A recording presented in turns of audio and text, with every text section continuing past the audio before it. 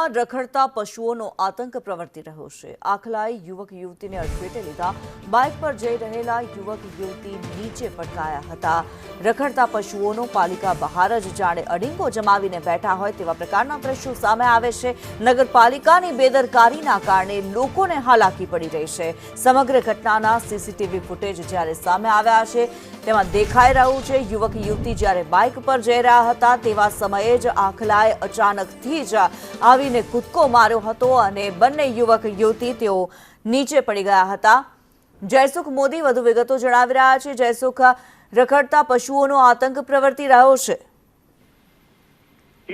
વાત કરવામાં આવે તો દેવભૂમિ દ્વારકા જિલ્લામાં છેલ્લા કેટલાય સમયથી છે રખડતા પશુઓનો આતંક જે છે યથાવત છે। ત્યારે જામ ખોપાળિયાની વાત કરવામાં આવે તો જામ ખોપાળિયામાં આ જ પરિસ્થિતિ જોવા મળી રહી છે।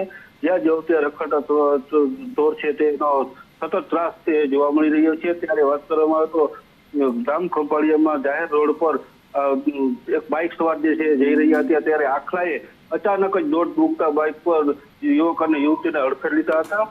આખલાના કારણે બાઇક પર સવાર બંને જે છે યુવક અને યુવતી જે છે રોડની બાઇકથી નીચે પટકાયા હતા।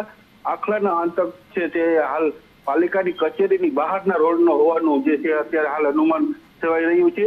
ત્યારે આ નગરપાલિકાની ઘોર બેદરકારીના કારણે શહેરીજનો પર જે અત્યારે હાલ લોકો ત્રાહિમામ પોકારી ચૂક્યા છે। દિન પ્રતિદિન જે વધતા જતા રખડતા ઢોરના ત્રાસથી લોકો હાલ ભારે રોષ જોવા મળી રહ્યો છે। રખડતા ઢોરને પાંજરે પૂરવામાં આવે તેવી નગરજનોમાં છે સતત જે છે માંગ ઉઠવામાં પામી છે। જી કન્વી। જી ધન્યવાદ જયસુખ આ માહિતી માટે।